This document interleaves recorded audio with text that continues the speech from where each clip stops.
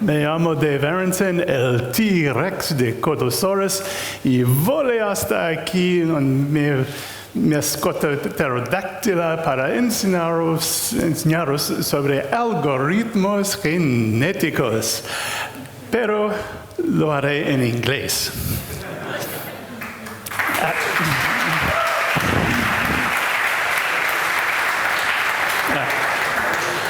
Thank you. I practiced that a lot. I don't actually speak Spanish. So what are genetic algorithms in the first place? They are optimization meta-heuristics, which is fancy talk for a type of shortcut to finding a good solution to a problem.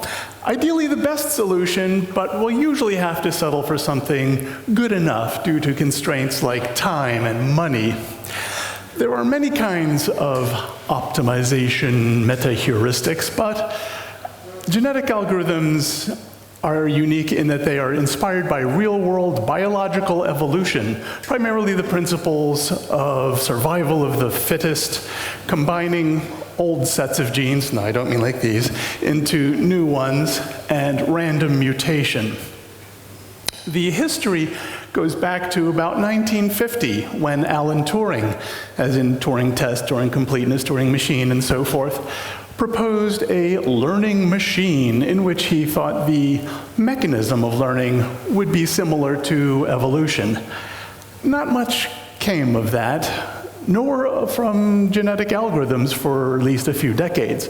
But finally, in the late 1980s, the first commercial product based on genetic algorithms came out, a toolkit for industrial processes from General Electric to run on mainframes.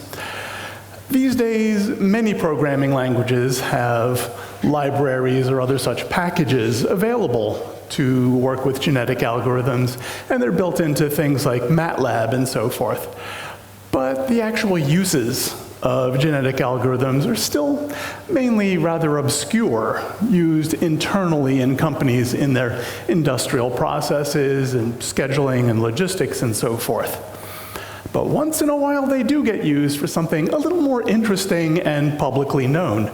Most famously in 2005, NASA used a genetic algorithm to design the antenna for their ST5 series of satellites. Now, that's not just a bent-up paperclip from somebody fidgeting in a boring meeting.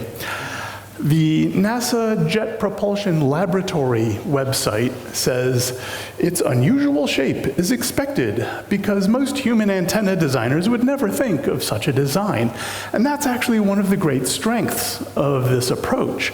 These algorithms are much less hampered by expectations of what an antenna is supposed to look like. So how do genetic algorithms work? They consist of a simple series of steps. First, we create an initial population of candidates. And in genetic algorithm terms, these are formally usually called chromosomes. But since every living being contains lots and lots of chromosomes in every cell, and most of us have lots of those too, I don't like that term. I think it just leads to confusion, so I'm just going to say candidates. The next step is to assess how fit each of these candidates are according to some criteria. And then we ask, are we done yet? It is possible that we'll be done with the initial population, but kind of rare. And this decision is usually based on the fitness, which is why we just figured that out. But it can be based on other criteria or a combination. Assuming we're not done, then next we select a couple of candidates to use in breeding the next generation, actually breed them, and then an unusual step, it's somewhat easy to forget, which is to mutate them, which gives you more diversity in the gene pool. Finally, we go back to the second step and assess how fit this new population is, and over until we're done. This could be represented at a high level in code like this. This happens to be Ruby. Even if you don't happen to know Ruby, it reads very close to plain English, so I'm sure you'll understand that. Now let's look a little closer by working through some examples. First, we have to create an initial population of candidates. But what exactly is a candidate, and how do we create one? These are different solutions to some problem, represented by whatever data structure we want, so long as we can evaluate their level of fitness, combine old ones into new ones, and mutate them. The simplest common type is a simple string of bits, and this will do fine for problems that consist of a series of yes-no decisions, like classic knapsack problems. And to look at an example, suppose we know a farmer with a smallish truck, and he needs to decide what to take to market every week. And on this farm, he has some cows, E-I-E-I-O. So among the things he can take to market are cows, milk, cheese, butter, ice cream, meat, and leather. My apologies to any vegans out there. His truck has room to take everything, but it can only handle so much weight, so that's going to be our constraint rather than the volume of a typical literal knapsack problem. With some simplifications, his choices boil down to these, and you don't need to remember all that, just notice that it totals up to 8,600 pounds. However, his truck can only handle 2 tons. In our silly US units, that's 4,000 pounds.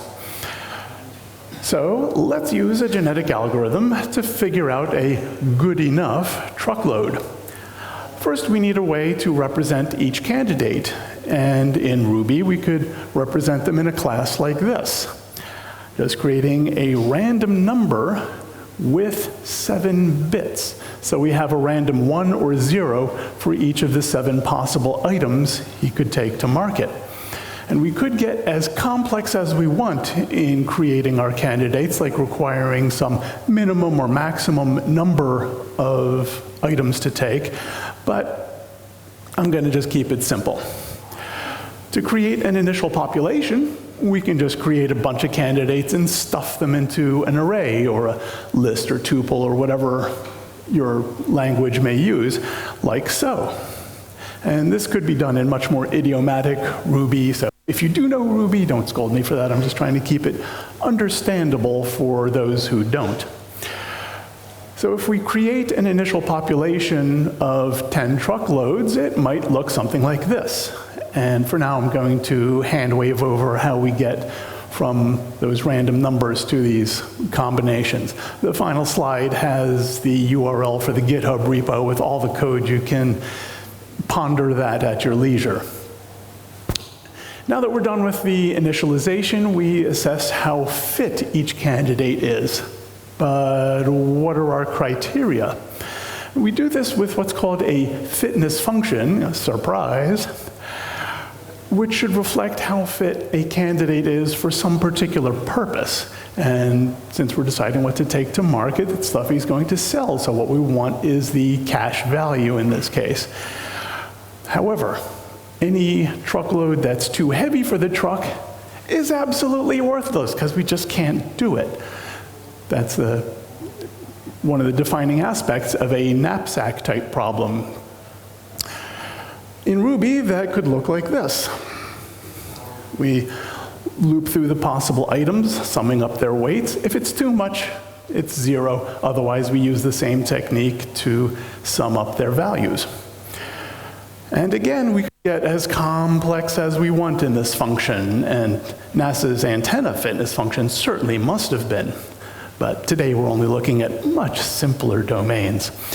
For instance, if the truck were much smaller, we could take into account the volume of each item and all sorts of other things. So if we run this fitness function on our current population, we wind up with this. And we note that our current best one is that bottom one at $20,000. So now we check if we're done yet. But what are our criteria for that? This function can be very simple, but it can take a lot of thinking to figure out just what it should do. With the knapsack problem, a good solution, even the best solution, can be made absolutely worthless by just adding one more item and thereby exceeding the constraints, in this case, too much weight. So what we're going to do is record the best that we've seen and try to outdo it over some number of generations. In this particular case, we're going to stop if we don't see anything better within 100 generations. In Ruby, that would look like this. And I'll hand wave over the explanation of the code for now. And again, we can get as complicated as we want, not only checking the fitness, but we could look at other stopping criteria, as I mentioned earlier, like some maximum number of generations in total, or maximum amount of time, whether it be human time or CPU time or whatever, or let the user press a stop button, or any combination of such ways. Since, in this case, we're not done, we haven't gone through 100 generations at all, the next step is to select some candidates to use in breeding the next generation. And the obvious way to do that is to take the top two scorers, like so. Out of our current population, that would get us these two. And as usual, we could get a lot more complicated, like selecting two randomly, with each one having a chance to be chosen proportional to their fitness. And that's called roulette wheel selection, but it's a little long to explain for now. Next, we take those breeders and actually breed them. The usual way to do this, especially with something that's a simple string of bits, is called crossover. And this consists of taking the data points, or in genetic algorithm terms, the genes, hence the name, from one parent up to a randomly chosen crossover point, after which you take it from the other parent. And this can be extended with multiple crossover points, but I'm going to keep it simple. And in Ruby, that could look like this. We establish the crossover point for each candidate as a random number between 0 and our number of items. Then go through the items. If we haven't hit the crossover point yet, we get it from the first parent. Otherwise, we get it from the other parent. Pretty simple. And with a crossover point of 3, that would get us a result like this. I've shown the two in red and green so you can see which parent contributed which gene. But again, this is just one of 10 possible results, because we're creating a whole new population. And that could look like this in code. And this might look familiar. It's almost the same as how we created the initial population, except this time, instead of the candidates being made from scratch, they're the result of breeding the two chosen breeders. So we have that call there to self.breed. That's in the class. So it's a class method. The whole list might look something like this. And you can see lots of family resemblance there.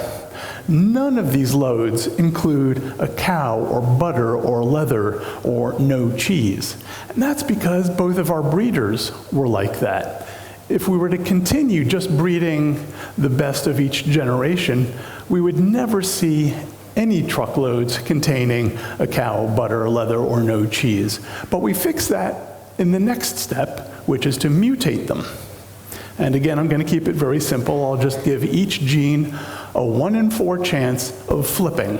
And in code, that could look like this. We just loop through the items, and if a random number from 0 to 3 is a 0, we flip that bit. And surprise, surprise, we can get as complicated as we want in this function, like having some genes more likely to mutate than others, or having some minimum or maximum number of mutations per candidate, and all kinds of other options. If we run this on our current population, we might wind up with something like this, where green indicates that it changed. And you can see that we now do have truckloads that include a cow, butter, leather, or no cheese. So now we go back to assessing the fitness of our new candidates. And if we sort on that descending, just to make it easy to find the best ones, we get this. Oh noes, our maximum fitness actually went down. But that's okay. Remember, we hang on to the best one we've seen and just try to outdo it. So we haven't lost it. The next generation might look like this, a slight improvement over our prior best. So we set that best one of this batch as our new benchmark and reset the counter of generations since we've seen it. If we let this run to completion, we might wind up with something like this, with our best truckload scoring 26,000, made up of just cheese, meat, and leather. So that's one complete run of a genetic algorithm. If we wanted to check if this was the best that this algorithm could produce, we could just run it again and again and again, however many times we like, because, at least in the general case, it's much faster than brute forcing our way through the whole solution space, or for some problems, precise calculation. Now, in this particular example, with so few items, simple criteria, one truckload a week, yeah, okay, maybe not. But if we were choosing from among dozens of items for several truckloads a day and had more complex criteria, yes, it would be well worth it to bother writing this code and running this algorithm. Now suppose we want to evolve something completely different. Suppose we want to evolve a set of character stats for a Dungeons & Dragons fighter character. Dungeons & Dragons character stats are strength, intelligence, dexterity, constitution, wisdom, and charisma, each determined by rolling 3 six-sided dice, or as we used to say, roll 3d6. I'll gloss over how you can sometimes have extra strength. Let's ignore such complications. In Ruby, that might look like this. So if we create an initial population of characters, that might look like this. So that's the initialize step done with. Next, we assess how fit each one is. We're trying to evolve a good set of fighter stats, so it should be based mainly on strength and constitution and a little bit of dexterity. The other things don't matter as much, but we don't want them too low because of occasional saving throws. I tried several different things, such as totaling twice the strength, the constitution, and half the dexterity, but the other stats tended to get way too low. Even the dexterity suffered a bit.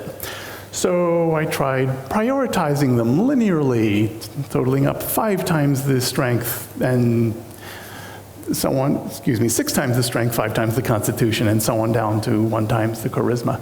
But then the other stats got too high, and the characters seemed too generalized. So I finally settled on prioritizing them with a geometric progression, with 32 times the strength, 16 times the constitution, and so on down to 1 times the charisma. Here we see that even though the fitness function can be very simple, it can be difficult to figure out exactly what it should do to yield the best results. If we run this on our current population, we get this. And now that we've done that, we can ask, are we done yet? Well, what are our criteria? Let's say we're done if any character gets 90% of the way to the maximum fitness score. I'll spare you the details of the math, but that works out to 1,021. And in code checking, that would look like this. Very simple. None of our current candidates score anywhere near 1,021, so we're not done, so we select some candidates to breed the next generation. Sticking with the tactic of taking the top 2 scorers, we would get these 2. And now we breed them. But this time I'm going to use a slightly different strategy of essentially flipping a coin, or as we used to say, rolling a D2 for each gene, like so. We go through them one by one, and if a D2 comes up 1, we get it from the first parent, else we get it from the second. And that could get us a result like this. Again, I apparently forgot to color the parents, but well, you can at least see which ones were inherited from different parents. So the entire population, the new population, might look like this.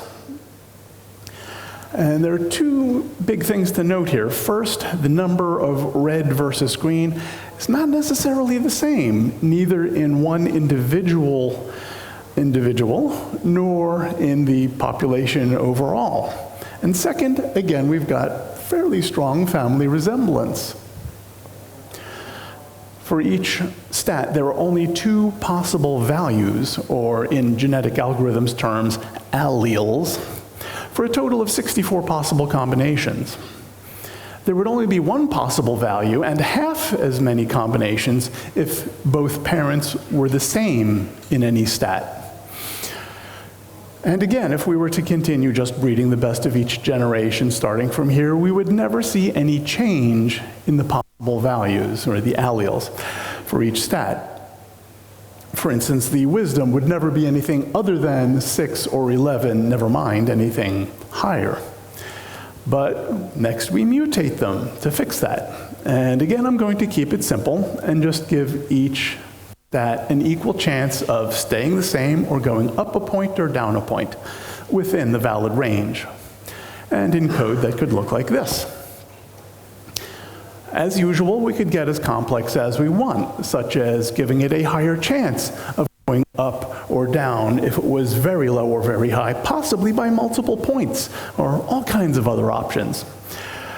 If we run this on our new population, we might wind up with something like this, where green means it went up and red means it went down.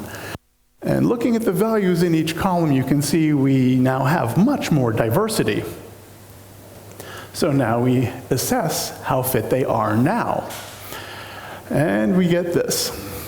And we can see that this generation is much improved from the prior one. The old one went from 476 up to 760, and the new one's from 635 to 851. But that's still nowhere near our stopping criterion of 1021.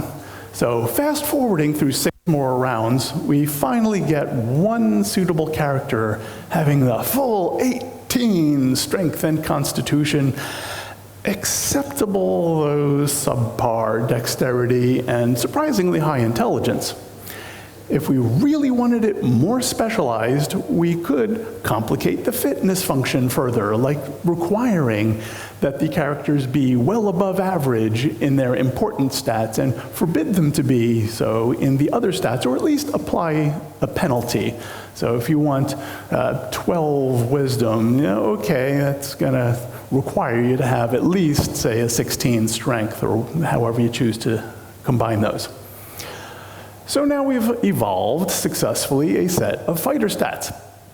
Now let's suppose we want a wizard. All we need to do is tweak our fitness function like so, to prioritize instead intelligence, then wisdom and dexterity, so on down to strength. The initial population would look pretty much the same. We haven't changed how that's generated, but after 11 generations, I eventually wound up with this, with 3 candidates, 90% fit to be wizards. They're mostly pretty good in the other stats, but not overall so much as to be obviously better suited for some other character class, except that top one looks like a bard to me. Now suppose we want to evolve yet another type of thing. By the rule of 3, it's about time we extract the common parts into something they can all use, maybe with a name like Evolver. That's my actual license plate, by the way. With just a little bit of tweaking, we can create a class that will accept another class and supply the parts that don't vary and let that other class supply the parts that do, like so. Now, I'm not expecting you to actually read that. We'll go through it bit by bit. Since it's meant to accept another class and hang on to it, we can just use a constructor whose main job is to just hang on to the other class. And running evolution could look like this, very close to our original high-level code, but we're passing the responsibility for various things over to the passed-in class. Creating the initial population could look like this. Again, very close to our original code, passing the responsibility for creating the individuals over to the passed-in class. Similarly, breeding the new population could look like this, just passing that responsibility along. So, what are we going to use this to evolve? As Victor mentioned, in my spare time I make mead, or in Spanish, hidromiel, a wine-like drink made by fermenting honey. Let's see if we can evolve a good recipe. These will be based on two simple factors: the ratio of water to honey and the alcohol tolerance of the yeast we'll use. This results in a certain percent of alcohol by volume and a level of sweetness. I'll spare you the details of how we get from those inputs to the outputs. If you really want to know, catch me later. I can talk your ear off about it. We'll also need a fitness function, of course, and this one looks at how far off we are from some targets, the target level of alcohol and sweetness. Doing some fancy math to make sure they're both close as opposed to trading off one for the other directly. So here we're going for 12% ABV, and that's semi-sweet according to this chart that is beyond the scope of this talk.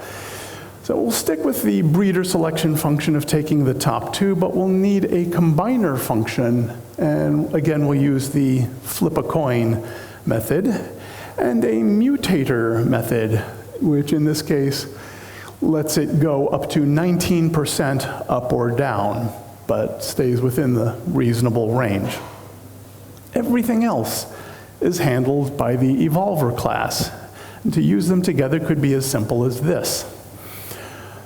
With this current version of evolver, this would return the current population of recipes when the finish function says we're done. And to demonstrate briefly how that might evolve a mead recipe, an initial population could look like this, showing that it is possible to have negative fitness. The order is really the important part. And the next generation might look like this, with a slight improvement and a narrower range. And after just 7 generations, I got this, with one candidate just a little bit weaker and sweeter than I wanted, but within the 90% fit criterion. If we got really picky and demanded a 99.9% fit, my first one like that took 45 generations and yielded this, a tiny bit weaker and sweeter than I wanted. And just like with the D&D characters, if we want something a little different, you can just tweak the fitness function. So I asked for one with 7% alcohol and only 5 points of sweetness, called a session mead, and got this after 37 generations, spot on in sweetness and just a tiny bit weaker. Then I asked for 16% alcohol and 35 points of sweetness, a sack mead or great mead, and that took 149 generations, but because this stuff was so simple, that was still very quick, and got this, just a tiny bit stronger and stronger and drier than asked for. So there are lots of ways we can use genetic algorithms. They can even do images, music, and code. So think about it, and you might be able to apply it to something. And to recap what you've learned here today, genetic algorithms are optimization heuristics, which is fancy talk for shortcuts to finding a good solution to a problem. They're simpler than you probably thought, and they can use rather simple functions, but it can be kind of tricky to figure out exactly what those functions should do for best results. They're applicable to a wide variety of problems, including ones so complex that they can think of solutions that we humans never would have. If you have any questions, we have about 3.5 minutes, and there's my contact information and the URL for the GitHub repo with all the code and the slides in HTML. This is in Reveal.js. And for the slides as a PDF, complete with script, which I've mostly stuck to. So, any questions?